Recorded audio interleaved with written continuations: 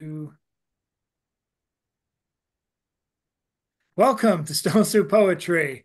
It is the online gathering of an all open mic. We had an amazing feature last week with Gabby Gilliam. Be sure to grab her chapbook. There are links scattered all throughout Facebook now. Just look up her name, and hopefully I'll be getting mine next week.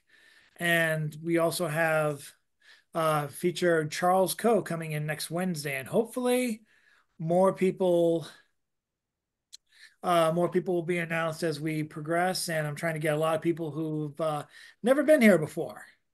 Trying to get new faces, new spaces, and hopefully build the community that way.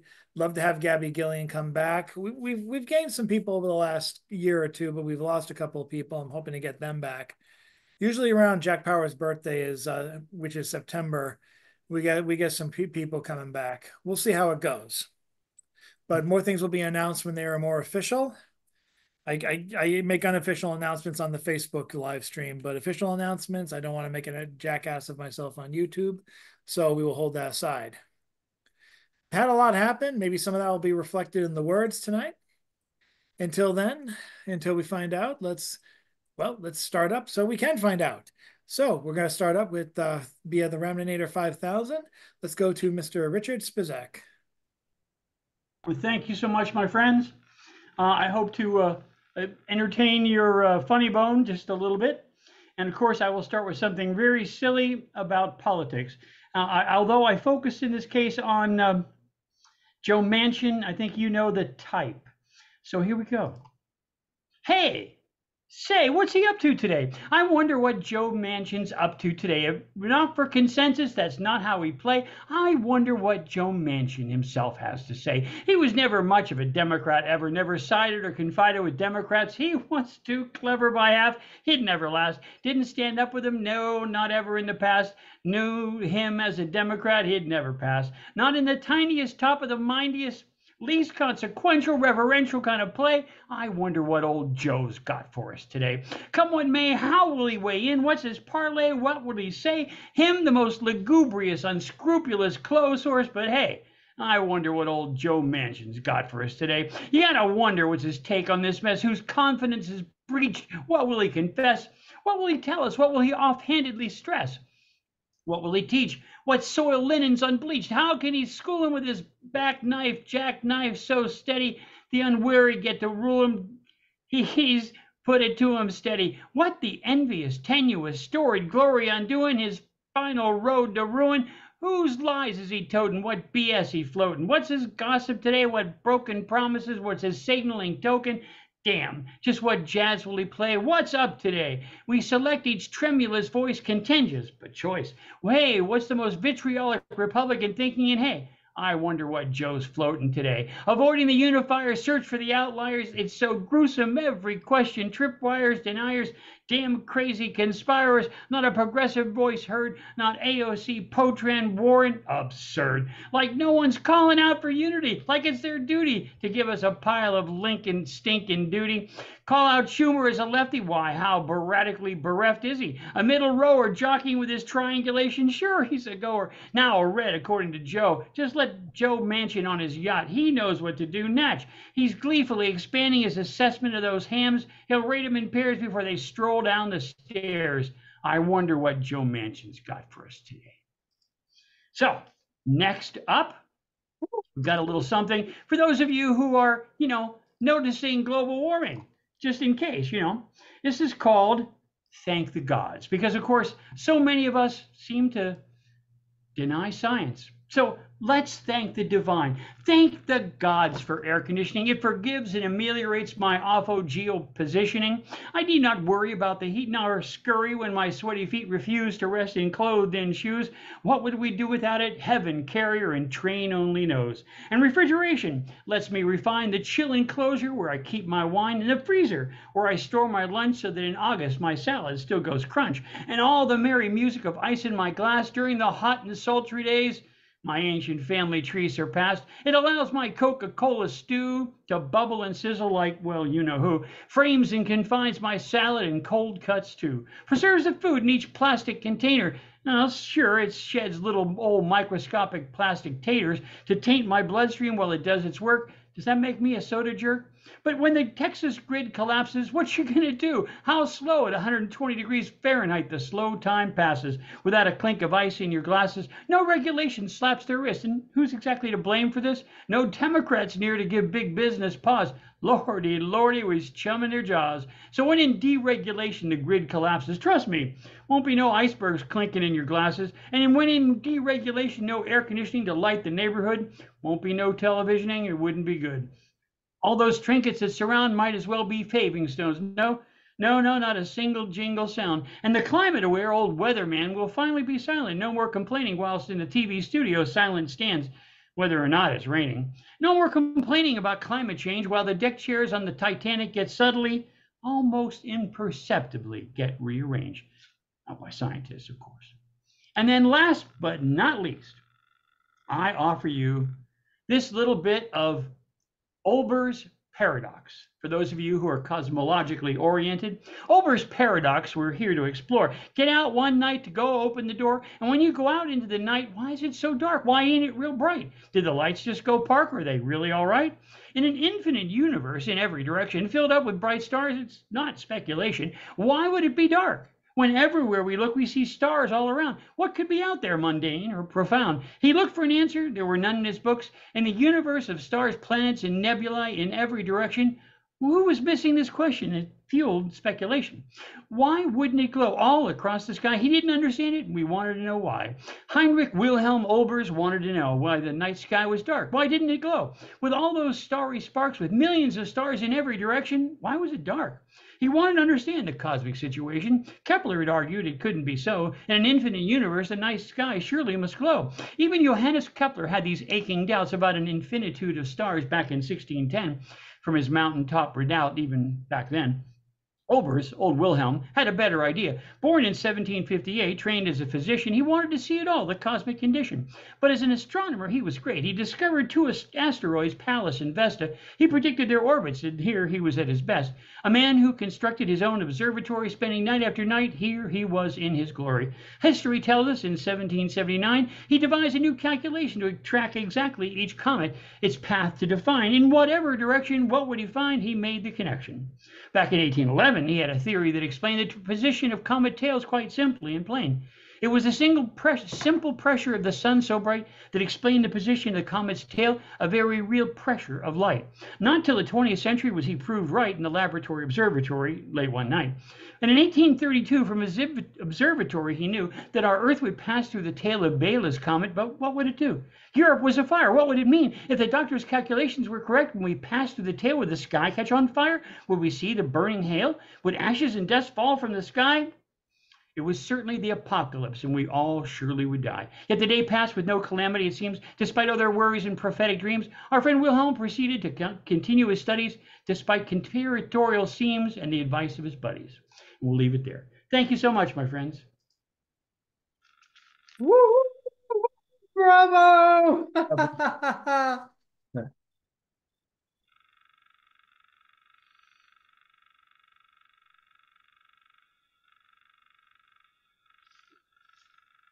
Thanks for the link to Olber's paradox, John.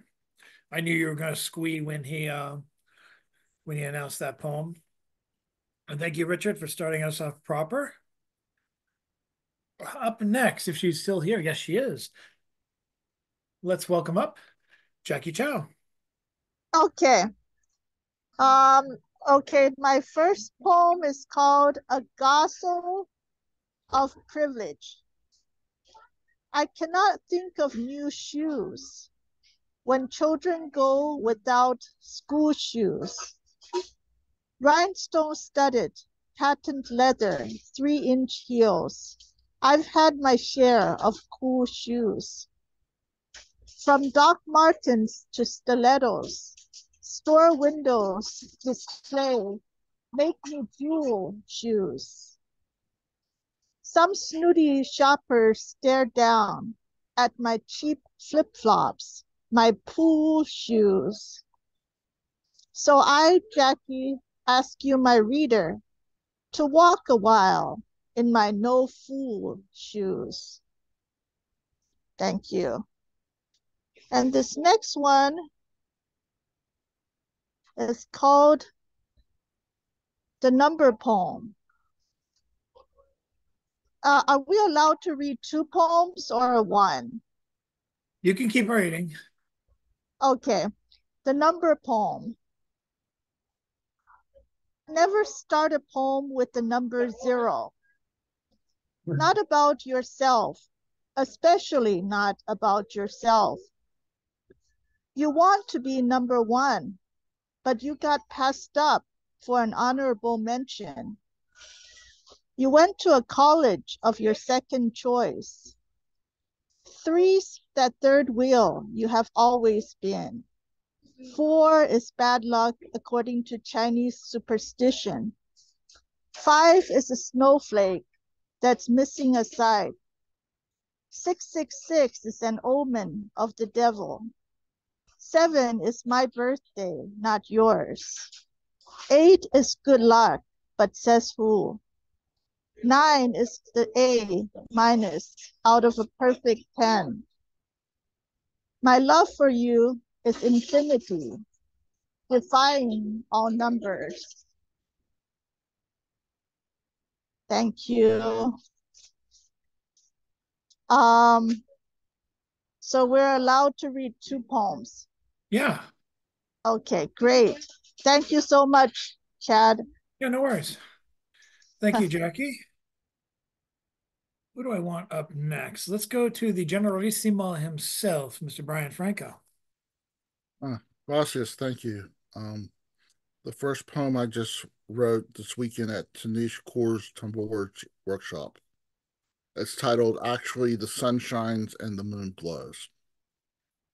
The moonshine sat on an end table by an old mint green porch couch in the living room of the shotgun shack of an elderly man in overalls named Odom.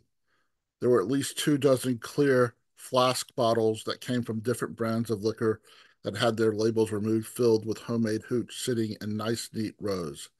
How this friend of a friend I worked with as a busboy at Cuco's Mexican Restaurante knew about this man in this not-so-reputable neighborhood in Theodore, Alabama, I don't know. There were 3 of us, and each of us purchased a bottle for $7. We sat on the metal couch, which swung a bit.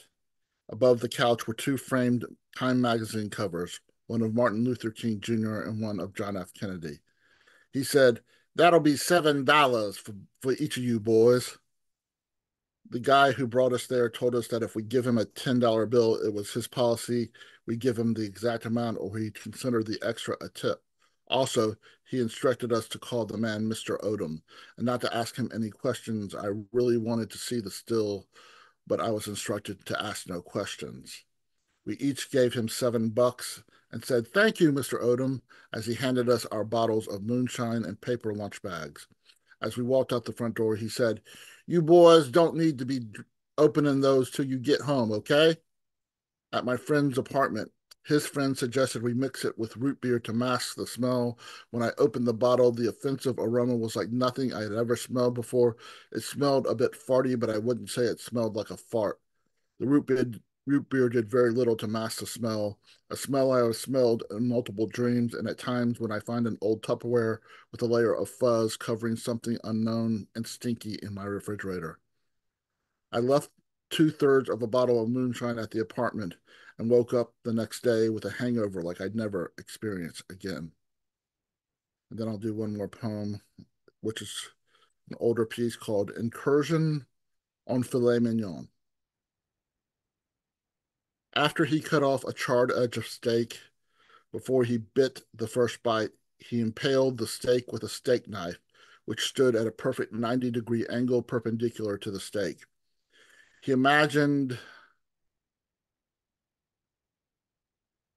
himself a Viking on a pillage. The steak was a sentry to a castle he breached. The knife was a sword that had last belonged to his great uncle.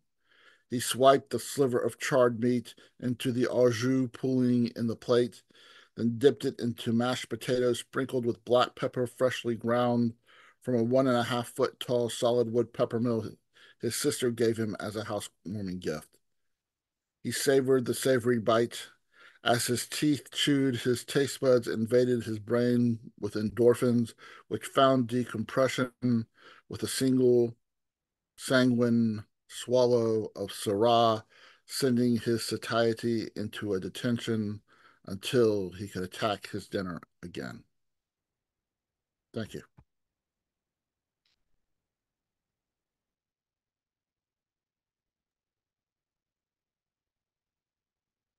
Thank you, Brian. And up next, from the Black Seed writers themselves, let's welcome up Jan Rowe. Whoops, or was I too hasty? Chad's not here right now, Chad. Okay, then we'll go to, what will we go to next? Let's go next to Randy Barish. Welcome back, sir.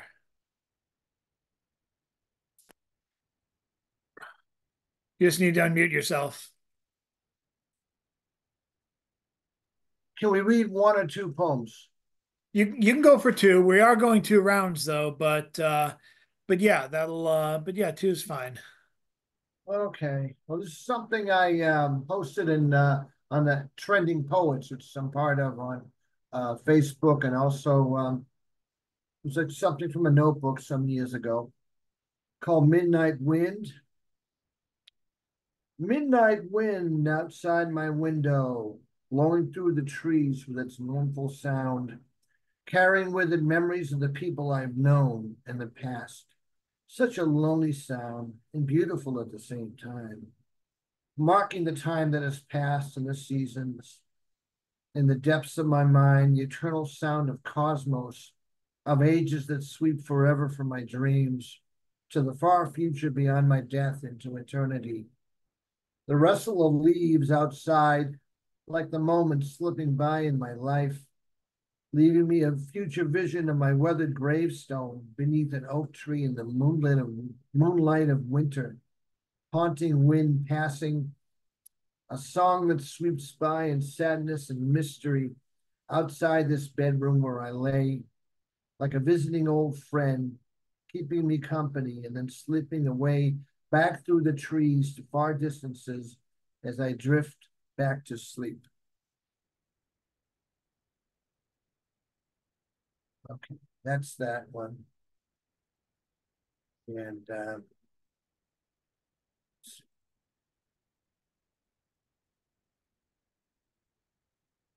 sort of a esoteric metaphysical kind of one that I haven't published, but I have this app where you talk and it gives you the words, you recite it and it prints out the words. So there's no real title here yet. Let me just, a second. I will give it a title someday. In the ruins of Babylon, through the dark night, my mind sinking into the deep forest of sleep, quietness outside reaching the stars, they smile down in the sandy centuries, the wisdom in her cuneiform tablets, locked in the tombs of the earth, imprisoned beneath blue glazed bricks, myths and stories of griffins and goddesses that cavort in my dreams, memories etched in silver legends of calling me back to the graves of my grandparents, those eternal sentinels of time underneath stars. Their memories rise, merging with the legends that live on in the silver centuries, far beyond the cemetery gates, the silent drama of human memories that live on in Akashic records, reaches of eternal in the stellar distance. Sleep, smiling down on a sleeping world, dancing images that reel across the movie screens of dreaming minds, another night sinking into the oblivion of unconsciousness. Thank you.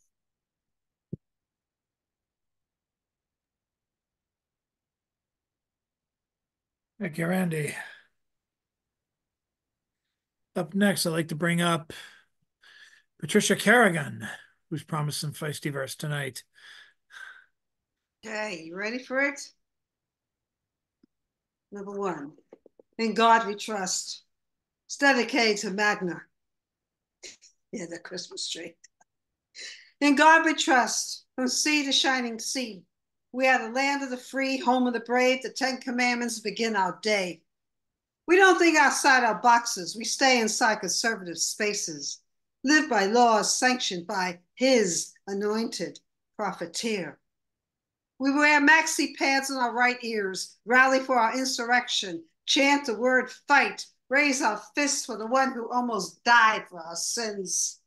We love our cowboy heritage and American-born Christians. And who cares if we live and die by the gun?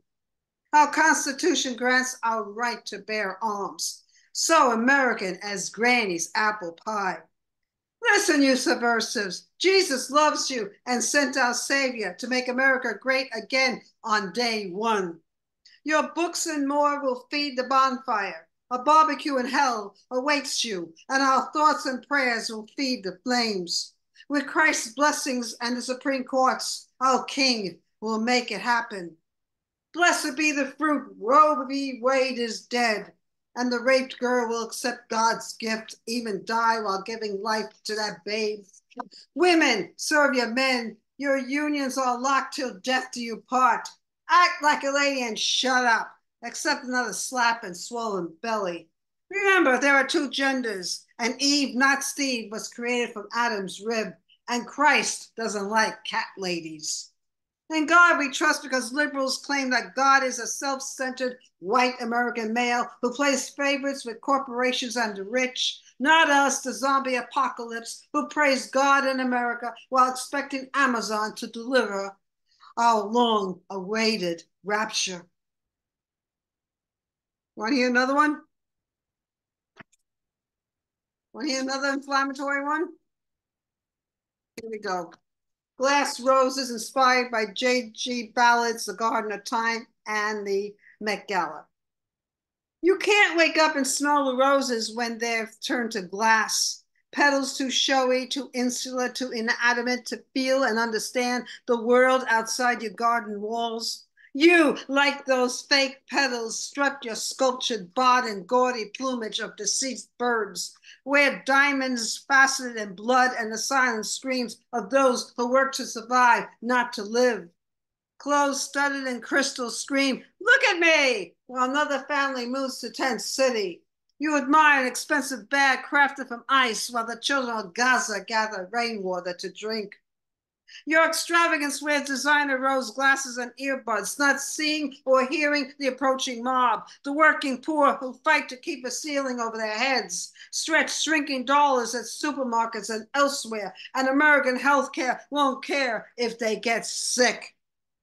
Raising the living rage still won't cut it when political parties make Pinocchio promises before changing hands after Election Day. You smile and pluck another rose, but life is not a tick-tock moment because not all influences are about self-absorbance. You can't stymie time when time must move forward. Your garden is dying faster than ever. You don't see that Gaia is crying while being engulfed in flames. We're waking up and taking to the streets, not accepting your bullshit and Hunger Games attitude, the brutality to quash our voices, the building of a new Gilead, the genocide of certain people by governmental decree. Soon you'll become calcified statues destined to overlook your destroyed garden, the crumbled walls of your fortress, while holding a broken glass of your once beautiful rose. Thank you. That's it for tonight.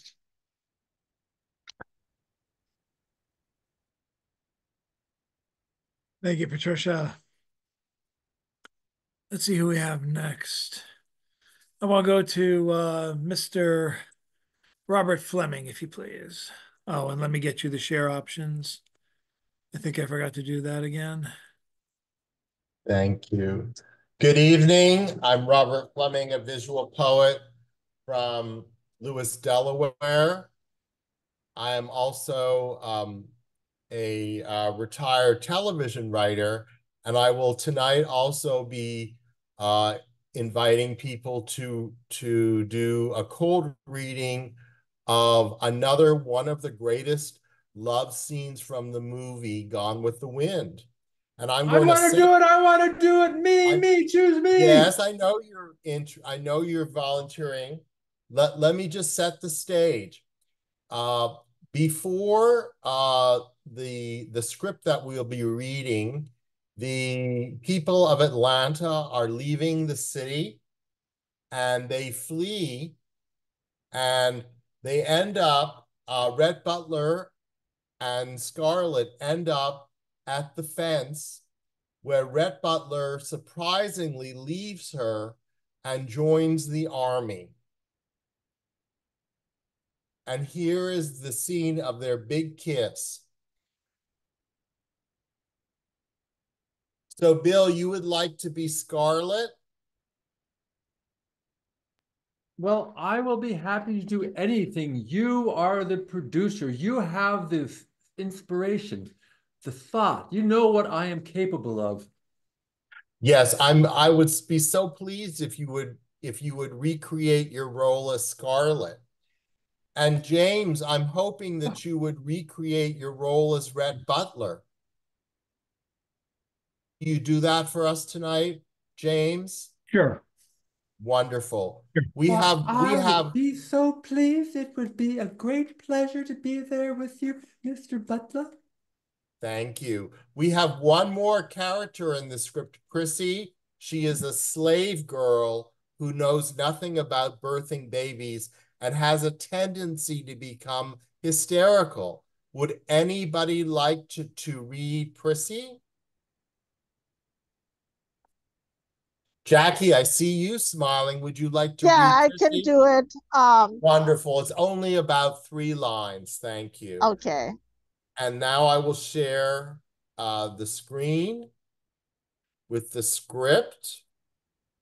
Ah, This is the original movie script from Gone with the Wind, and we will start uh with with Why Did You Stop? So that will be Scarlett, and Bill will start for us. I shall start as you command me, sir.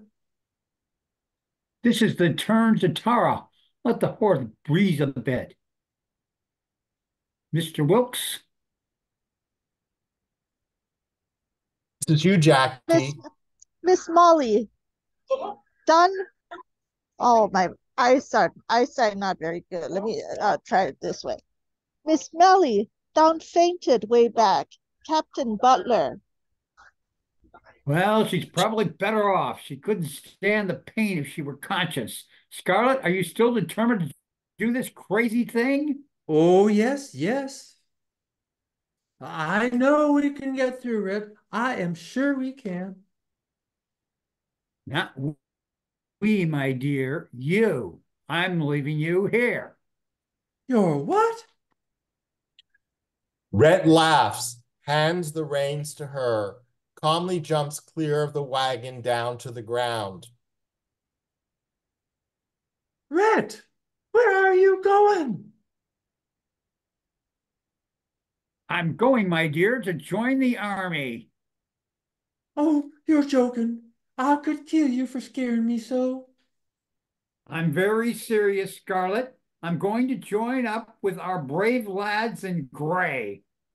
But but they're running away. No, no, they'll turn and make a last stand if I know anything about them. And when they do, I'll be with them. I'm a little late, but better late than Oh, Rhett, you must be joking. selfish to the end, aren't you? Thinking only of your own precious hide with never a thought for the noble cause. Rhett, how could you do this to me? And why should you go do that right now after it's all over? And I need you. Why, Rhett? Why? Why? With a trace of contempt for his own patriotism. Maybe Right? it's because I've always had a weakness for lost causes once they're really lost. Or maybe I'm ashamed of myself. Who knows? You should die of shame to leave me here alone and helpless. You helpless? Heaven help the Yankees if they capture you. Now climb down here. I want to say goodbye. No. Climb down.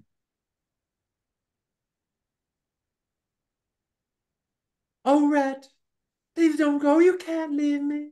Please, I'll never forgive you. I'm not asking you to forgive me. I'll never understand or forgive myself. And if a bullet gets me, so help me, I'll laugh at myself for being an idiot. But there's one thing I do know, and that is that I love you, Scarlet. In spite of you and me and the whole silly world going to pieces around us, I love you because we're alike. Bad lots, both of us, selfish and shrewd, but able to look things in the eye and call them by their right names. Oh, don't hold me like that. Scarlet, look at me. I love you more than I've ever loved any woman, and I've waited longer for you than I've ever waited for any woman. Let me alone. Here's a soldier of the South who loves you, Scarlet, wants to feel your arms around him, wants to carry the memory of her kisses into battle with him. Never mind about loving me. You're a woman sending a soldier to his death with a beautiful memory. Scarlet, kiss me. Kiss me once. You low down, cowardly, nasty thing, you. She draws back her arm and slaps him with all the force she has left. He steps back, his hand going to his face. Scarlet breaks with exhaustion, worry, and half hysteria. They were right. Everybody was right. You aren't a gentleman. A minor point at such a moment. Here, if anyone lays a hand on this nag, shoot him. But don't make a mistake and shoot the nag. Scarlet looks at him for a second in doubt. Then the shrewd, practical Scarlet seizes the gun. Oh, go on. I want you to go on. I hope a cannonball lands slap on you. I hope you're blown in a million bits.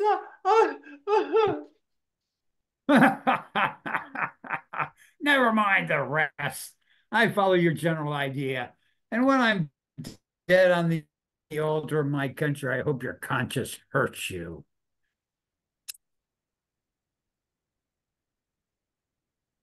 Goodbye, Scarlet.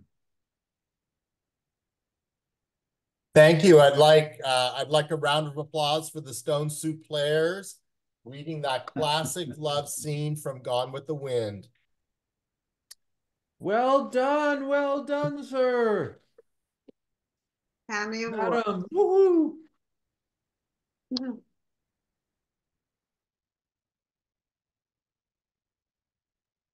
So, Robert, what television did you used to write for? I initially was a writer for the game show Jeopardy!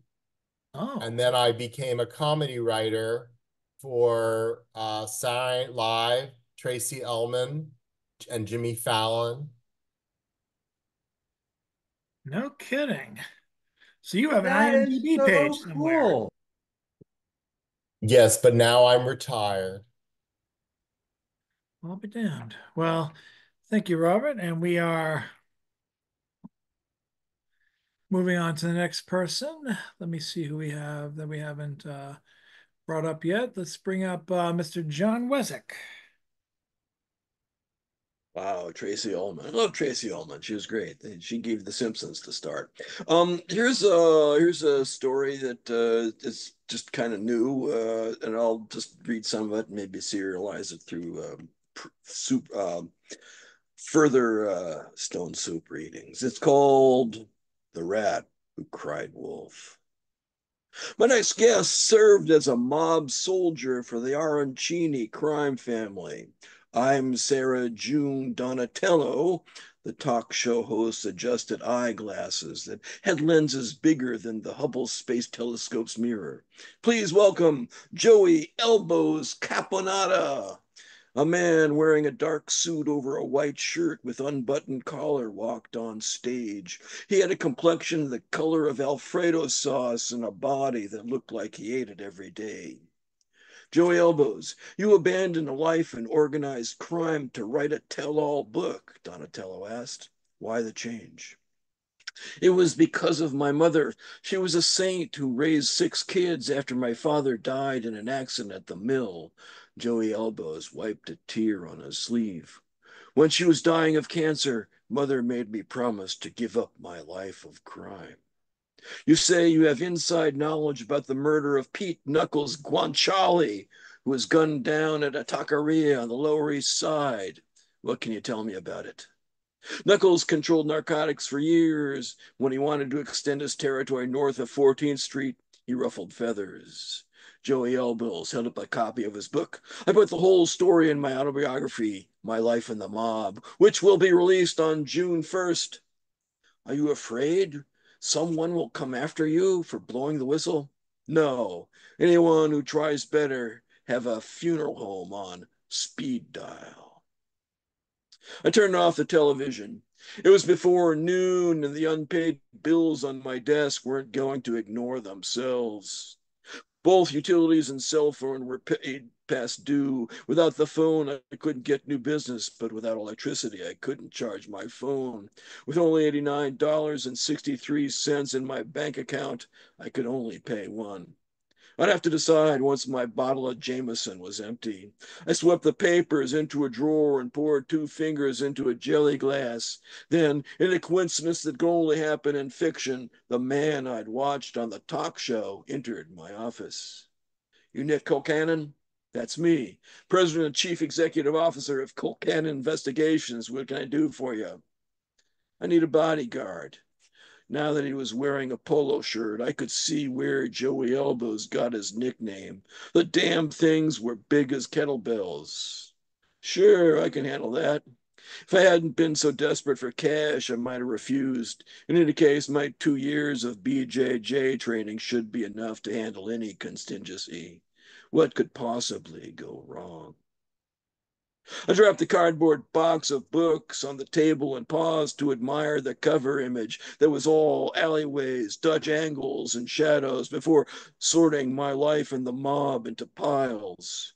Joey Elbows hadn't told me my duties included hauling books, setting up chairs, taking turns driving his Ford Explorer. At least he didn't make me pay for gas. Can you hear me? The bookstore clerk asked to test the microphone. I shook my head. She turned the switch and the speaker squealed with feedback. Now, she asked. I nodded. A guy typed on his laptop at a nearby table as if Joey wasn't there. It was 6:55. Joey's reading was supposed to start at 7, and the bookstore was empty except for a few customers in the young adult section. I hoped no one would show. That way I could get dinner. All I had to eat since noon was beef jerky, and a double espresso sat in my guts like a pool of nitric acid. At 7:02, a man and a woman occupied the sea of empty chairs. Dinner would have to wait. We're pleased to welcome Joseph Caponata, who will read from his memoir, My Life in the Mob. The bookstore clerk didn't stick around. Ever since I was a kid, I wanted to be a mobster, Joey Elbows began. Even though he was a criminal, I felt sorry for the guy. Imagine spending 2,000 hours writing a book, suffering rejection after rejection until you find a publisher, and then going round and round doing rewrites only to have the public greet your effort with a not so polite yawn. Even the bookstore's staff preferred tabulating receipts to listening to Joey's words. One of the listeners walked out in mid-sentence. As his bodyguard, even my jumping in front of him couldn't have saved Joey from that stab to the heart. Mother said, Joey, you have to change your life. Thanks for coming. I'll be happy to sign any books you buy. Joey Elbows closed his autobiography and sat behind a table. The sole listener thumbed through a few pages before setting Joey's memoir down. I packed the books and carried the box toward the exit. I'll be with you in a minute, Joey said. Just want to ask you to take a few copies on consignment. As I loaded the unsold books in the back of Joey's SUV, I noticed a bearded guy in a watch cap standing on the opposite side of the street.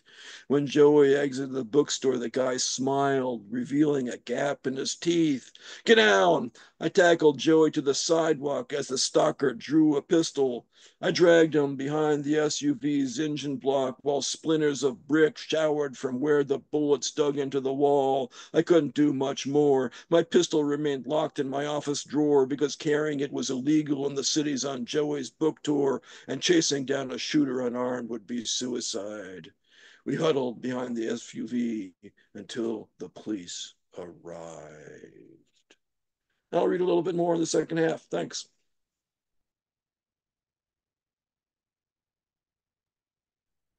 Thank you, John. Let's go now to Mr. Bill Lewis.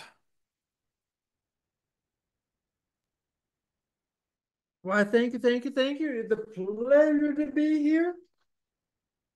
I do not know what issues you have with small children, but my life is sometimes tortured by little monsters. I had borrowed some of my three of my friends' children to go up to the lake and spend a week in the lake and having fun. And what do I get in return? What I get? I get Larry the dead fish. I'm down at the lake, and here comes the 10-year-old with this dead fish, and she, isn't it cute? I'm going, get away from me with that damn fish. It is gross. It is ugly. And she's going, oh, don't you want to pet Larry? Larry, like, and she's chasing me around the beach with this damn fish. So all I can say is beware of small girls with fish. They are, oh, lordy, lordy, lordy. Excuse me for complaining. But anyway, there's Larry the dead fish.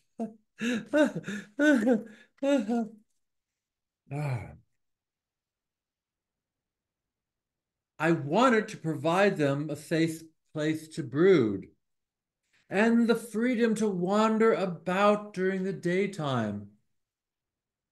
They kept getting eaten. 30, maybe 40 chicks, tidbits for the foxes and the crows. Now the last three have no freedom at all. But they have 15 chicks that are still alive after 3 weeks. I am the oppressor.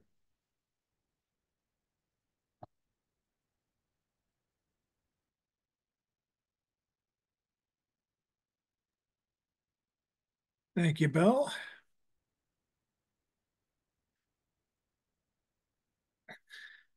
Finishing up the first round, we're going to go now to Oddball Magazine columnist, Mr. James Van Loy. Check out his poem column, It's All One Thing, every Thursday morning at 11 o'clock.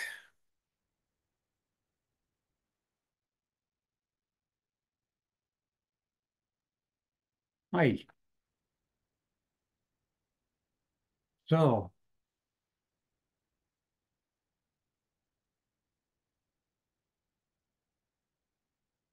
this is a piece called Brownsvillian Club. It's actually Jan's hometown, Brownsville, Pennsylvania. Football at the Brownsvillian Club, accompanied by Middle Eastern myth. The Steelers versus the Denver Broncos. Iron Age weapons and armored men. Everything you could need is there. Big screen vision and music machine. A buffet of nourishment just waits, and machines of fortune just spin. The holy day reduced to prophecy. The great pumpkin has its place. The combat mitt is out on the field. The apocalypse explained in a book. The witch flies on her broom above. The eagle spreads the wings on plaque. These titanic, great muscle macho men smash bodies in ancient combat. No one knows where it all comes from. These dynasties and succeeding empires, and this myth of victory and honor. The men yell, "Son of a bitch! Son of a bitch! There must be women here somewhere." Oh, what a historic town, fallen now on such hard times, where a last ditch comeback somehow is always possible. The wolf will dwell with the lamb, and the leopard lie down with a kid. And the home team will go to the end, and the visitor will still have a chance to see this is heaven. And the battlefield has become the heavenly heights, and the sports field, this holy collective common possession where the people play eternally the game of the fans and tribal solidarity gone eternal, total, universal place of the peace happening all around, cheering, throng. And here's the song that goes with it. It's to the tune of You Made Me Love You. We're not the good guys. They didn't want to do it. We didn't want them to do it. They're not the good guys. I guess we always knew it. You know, they always knew it. They were so slap happy sometimes. They seemed so rad, but there were times, dear. You know, they were so bad. They made us cry so. We didn't want to do it. We didn't want to do it. We need some love, that's true.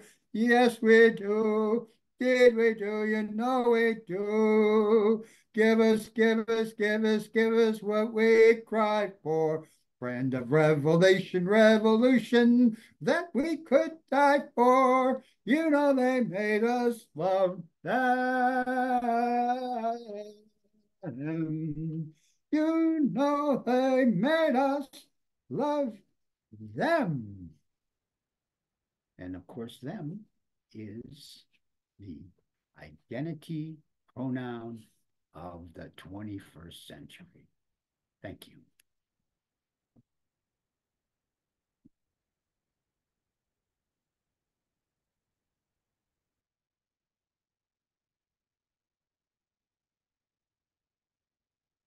Thank you, Mr. Van Looy. And let's go now to back to the beginning. And if Richard Spizak wants to read a couple more pieces, he's more than welcome to do so. Thank you, sir. Thank you so much. I'll just do one more for you. This is a this is a little piece that I think tries to put a bold, positive face on some of the nonsense we have to wade through these days.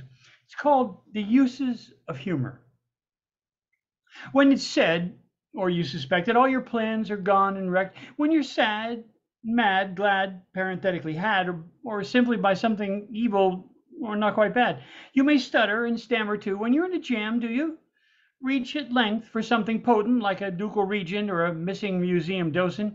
Grab a hold of something rash. Now, I'm not talking bags of cash or sitting cross-legged smoking bowls of pungent Turkish hash or some such spice that makes your pleasure soar or roar down gleaming canyons thick as glacier ice. I'm suggesting, even insisting, that you measure another dollop out, and when you whisper or you shout, grab yourself a hearty laugh, sure by the you cut your woes in half. Cut them, splice them, mince them very, drown them in a steaming cup of berry, pull their leg and tug their hair. You might find a generous touch of merriment there. And when they've got you in a box or the holes have worn through both shoe and sock, lean right back and give a chuckle, even though it might bend your strongest buckle. All these things so tough and stringy, no more than a pretty propeller on your beanie, or a small mustache painted over that picture of the Master Don. Give yourself a hearty laugh, and sure by the clover in your garden, you cut your woes in half. Thank you, my friends. Thank you so much.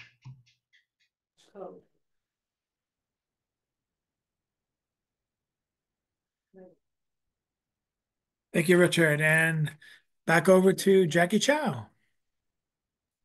Okay, I'm going to go ahead and read a very short flash fiction piece. It's called the ghost of intercoms past. I write these words not from where I ought to be, the home for the disabled where I reside, but the Rosemead Library. I've been coming here for months to get away from the noises at my residence, particularly the loud intercom, which comes on every second. Your ride is here, chimes the office clerk in a good-humored tone whenever the ambulance arrives to take someone to the hospital, as if it were Disneyland and our lives were amusement parks.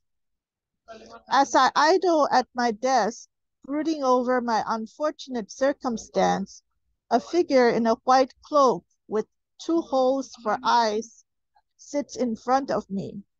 Who are you? I gasp. Shh, the figure whispers, putting his finger to where his lips should be. I'm the ghost of intercoms past. I see you've been avoiding me. I ponder his words after my initial shock. The intercom makes my skin crawl, I finally say. Ah, you ungrateful one. All you care about is yourself. What if there's an emergency and no intercom to announce it? From now on, I will be with you everywhere you go. Ha ha ha. The dreaded voice of the care home assistant blasts in my ears. Jackie, your ride is here. I cover my ears and run out of the library, screaming. Thank you.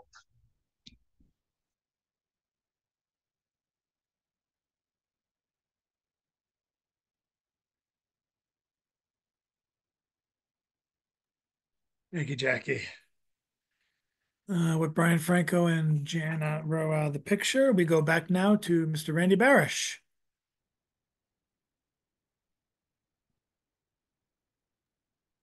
Read one. Yeah, let's go ahead. Yeah. All right, one. Okay, yeah. One or two short ones, whichever. Okay, I'll read from one of my books. Okay, this is something. Sounds like a plan. Egyptian theme poem called Desert Song. A silver caravan of nocturnal gods, they float in silent procession, marking the hours of evening. A circle in cosmic rhythm glowing, illuminating my mind. On high, the constellations smile as I tread these desert sands, drifting through arid ages past obelisks and temple stones. Obelisks and temple stones. They sing the tale of a pharaoh reborn in the heavens, his arms outstretched across the night sky, as his song flows with the wind from here to that black land called Kemet. So let me ride thy starry bark, O desert song, past winding bends of sacred rivers, past the temples of the gods and the evening's incense, past the furthest cataracts of Nile, till I've reached the shores of eternal life.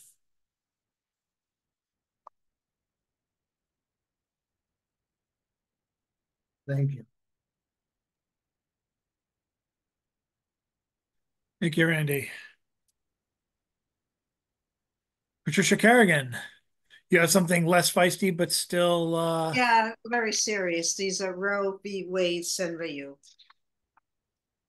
Blood stains on black robes, wire hangers count the dead. Justice wears a noose.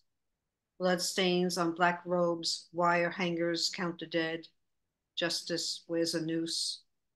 Her rapist plants seeds. Her womb serves as her prison. God sees no evil.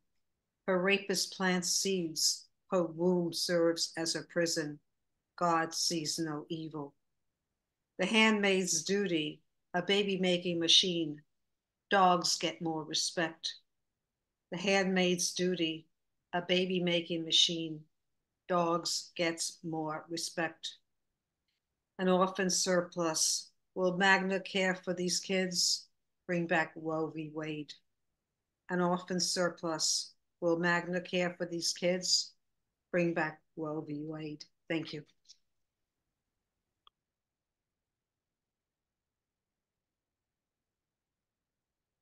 Thanks, Patricia. And now, unfortunately, hopefully, Brian will be back next week, and Jeff, who is listening for a little while. But now we're almost back. We're almost back where we ended. Let's go now to Robert Fleming.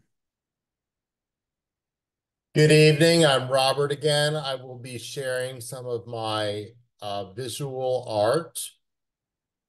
I'll be doing a little bit of a tribute to the universe and space. This was one of the images from my book last year, White Noir. It was inspired by my viewing the original Star Trek series in reruns in the early 1970s, where the Enterprise was able to repair some atmospheres of some planets. And I've always wondered why we never developed on Earth a model of fixing the ozone layer. So this is imagining how we might do it. One is by putting a Band-Aid over the ozone. The other in this one is putting Elmer's glue in it. It's called Ozone Hole Repair Trial number 10,022, Elmer's glue. Another piece that I did was inspired by the movie Aliens, which is a very successful science fiction horror movie. This is the movie poster for the movie with the byline, "In space, no one can hear you scream." And I did a different type of interpretation of this. It's called Mile High High Heels. High heels don't hurt in space, but on Earth, after 15 minutes, mine do. And this is another haiku linked to visual images: space competition, interplanetary runway, crown Miss Galaxy.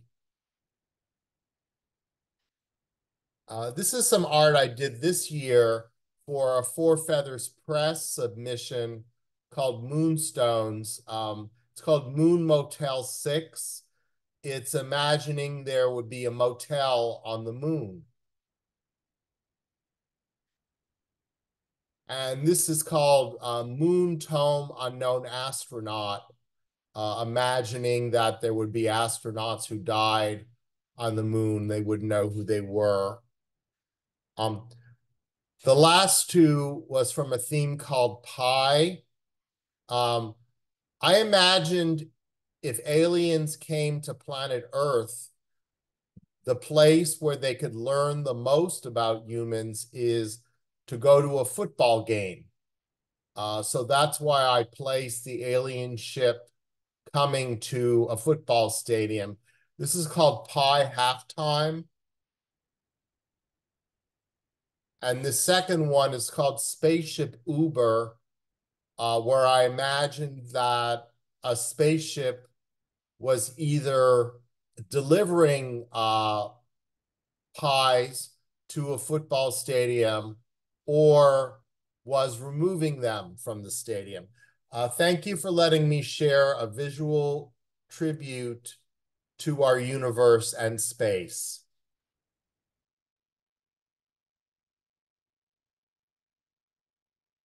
For me, the future won't happen unless there's a Comfort Inn on the moon. At least they have a good waffle maker. Let us move now back to Jon Wesick with another installment. Author survives assassination attempt. Boston, gunshots rang outside Neutronville Books after Joey Elbows Caponata read from his memoir, My Life in the Mob. When asked whether the attempt on his life was due to his blowing the whistle on organized crime, Mr. Caponata said threats would not deter him from telling the truth. His next appearance will be at 7 p.m. on the 6th at Ex Libris in Philadelphia. A customer grabbed the book out of the box before I could set it on the table. If this kept up, I wouldn't be returning many to the SUV. The crowd was a mixed blessing. Sure, Joey Elbows would sell more books, but any of the 100 listeners could be concealing a weapon. To make keeping Joey alive even harder, the local government had banned bulletproof vests in order to protect their citizens from gun violence. Ever since I was a kid, I wanted to be a mobster. Joey Elbows paused for 2 minutes of applause. A blonde in the front row leaned forward until she was within arm's reach. I didn't worry. Her clothing was too skimpy to conceal a weapon, or anything else for that matter. I dragged my eyes away from her plunging neckline to scan the rest of the crowd. A guy with a chest-length beard was playing with his phone. A gray-haired man wearing a sports coat with elbow patches shushed his wife when she whispered questions in his ear. Having loaded a spray bottle with a mixture of vinegar and habanero peppers, I was a bit more prepared than before the shooting. I eventually decided an attack was more likely to come from outside. A professional killer would want to get away unseen, so I left the bookstore and waited in a darkened alleyway where I could see Joey Elbows through the window. It would be safer if he read in the back of the next store. When I went back inside, Joey Elbows was signing the blonde's book and taking longer than Da Vinci took to sketch that famous Renaissance helicopter. Hey, Nick, Joey handed me $50. Why don't you buy yourself dinner and take a cab back to the hotel? I'm going to give Shirley a ride home. You sure? I pocketed the cash. He was taking too many chances for someone whose life was in danger. We have a tight schedule tomorrow. I'll be fine. My ride share arrived in time to follow Joey's SUV to Shirley's home. It was a two-story colonial revival with a side gabled roof and covered entryway. My credit card got me through the door lock. What the hell you doing? Joey yelled from the living room couch while Shirley covered her breast with a throw pillow. What the hell are you doing? I searched the kitchen and bathroom. Someone's trying to kill you and you walk off with a woman you don't even know? This is Shirley Mancuso. We went to high school together. Pleased to meet you. Shirley extended her hand for me to shake. Look, anybody could be waiting to ambush you. I climbed the stairs and searched the second floor before returning. My credit card got me through your door lock in 10 seconds. What makes you think the killer couldn't do the same? You hired me to be your bodyguard, but if you're not going to let me do my job, I quit. What's it going to be? Okay, okay. Joey raised his hands in a peace offering. I'm sorry I didn't let you know about Shirley. I'll keep you in the loop next time. I dropped a box of books on the table and returned to Joey's SUV to retrieve the next. If anything, this bookstore was even more packed than the last. At least the reading wasn't in front of a picture window. I opened the SUV's rear hatch to notice a man sitting in a late model sedan with Pennsylvania plates. He wore a baseball cap and had shaved his beard, but I recognized the missing tooth when he lit a cigarette. I removed the box of books and closed the trunk. Once inside, I wrote down the license plate number, exited the back door, and waited behind a pickup truck a few steps behind from the sedan while keeping my bottle of homemade pepper spray ready. When Gaptooth exited the car, I hit him in the eyes with a dose of habanero peppers. He clutched hands to his face, leaving his groin open for me to kick a field goal. I got him in a chicken wing, took him to the pavement, and zip-tied his hands behind his back. Ronald Insulata, 1222 Parker Drive, Pittsburgh, Pennsylvania. I read from his driver's license. Pleased to meet you, Ron. The police will have a few questions for you. Let him go, Nick, Joey Elbows said. He'd left the bookstore when someone told him about the fight on the street. I can explain everything. And we'll pick it up next time. Thank you.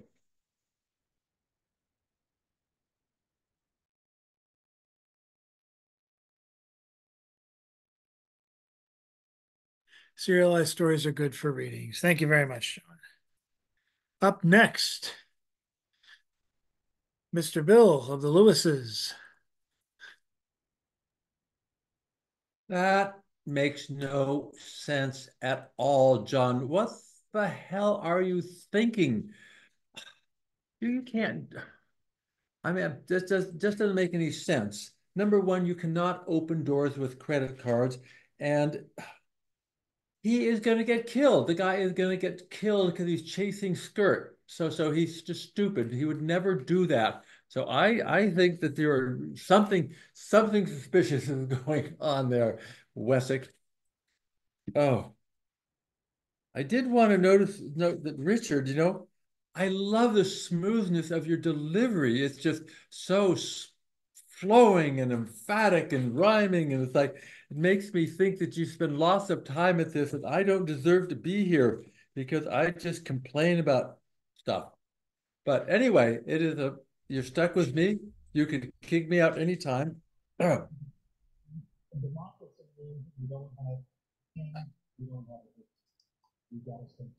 Oh, Joe is fine. He's slow, but he's sharp. With him in the White House, no one can carp.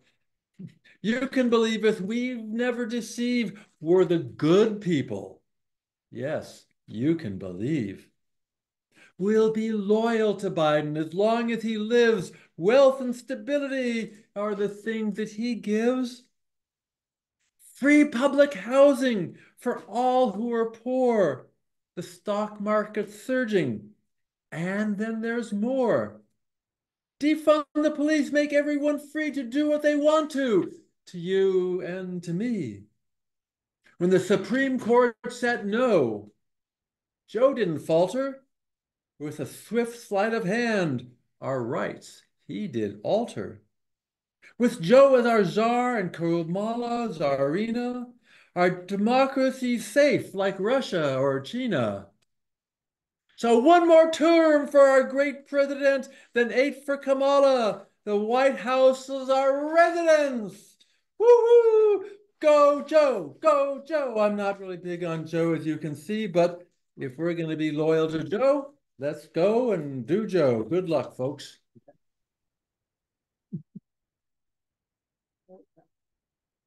All right, manager. Thank you, Bill. Now go back and take your pills. I'm joking. Let's don't anyone tell them the news. Anyway.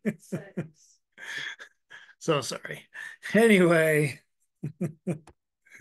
enough of that. Let us go to our closer for the second round and final round and for the evening. Thank you guys for your patience. Oh, I'm kind of like head punch drunk now to read myself. Next week I'll try and jump in. I've got a lot of work hopefully coming out in the next couple of days. Check out my website, subscribe to my Lost Causes newsletter. Finally getting out of the dry spell I've had since the beginning of June. So that'll be fun to see what comes of that. But for now, it's not about me. It's about James Van Looy.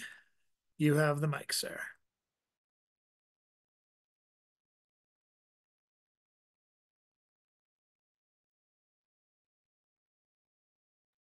Thanks, Chad.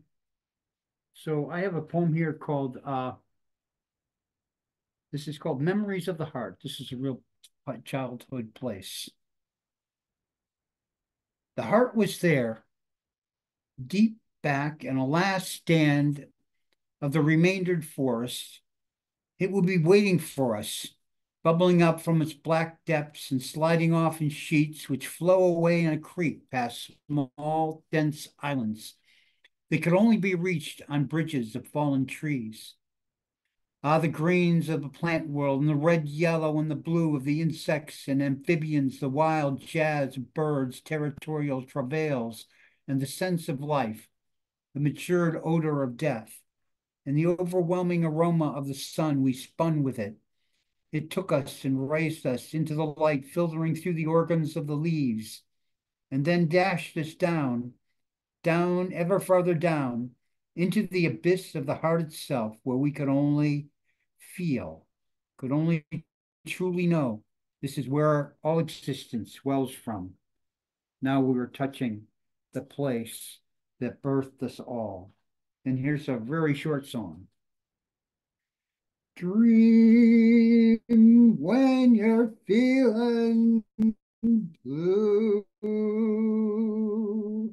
Dream, that's the thing to do. Watch the smoke rings rise in the air. You'll find your share of memories there, so dream when the day is through. Dream, and they might come true. Things are never as bad as they seem, so dream, dream, dream. Johnny Mercer song. Thank you.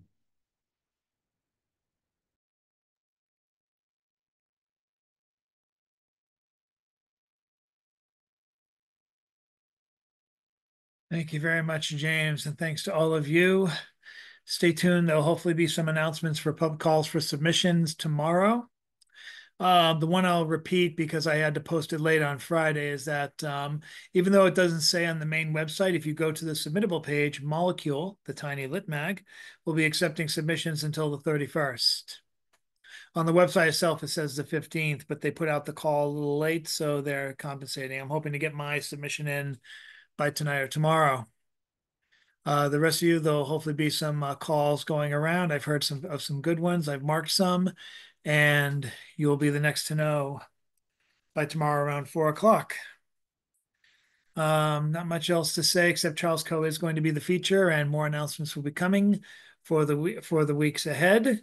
And hopefully, we're going to have some exciting people that you have either have heard of, or have seen before, or have never seen before, and are joining us through the magic of social media and Facebook, which I'm trying to take more advantage of as we progress, especially with the election coming up, and wanting to hear as many voices as possible.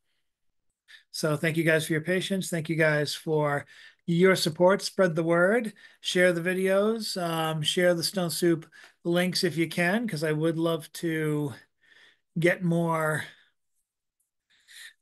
people on here as we progress, as we celebrate Jack Power's birthday coming in September. I'm going to try and ask old organizers of Stone Soup to come back, so that'll be fun too. And if you're wondering, no, if you've been joining us online for the last few years, you would know who they are because I haven't featured them for some time. But now's the time for change. So prepare to meet new faces or old faces anew. And we're going to do the wave. I always need a screenshot for tomorrow. Thank you guys very much. Hopefully this video will be up before 9, and take care of yourselves. Take care of someone else. And as we've said before, show's over. See you next time. Oh, very funny. Very funny, John. Thank you. Have yourselves a good evening. Bye.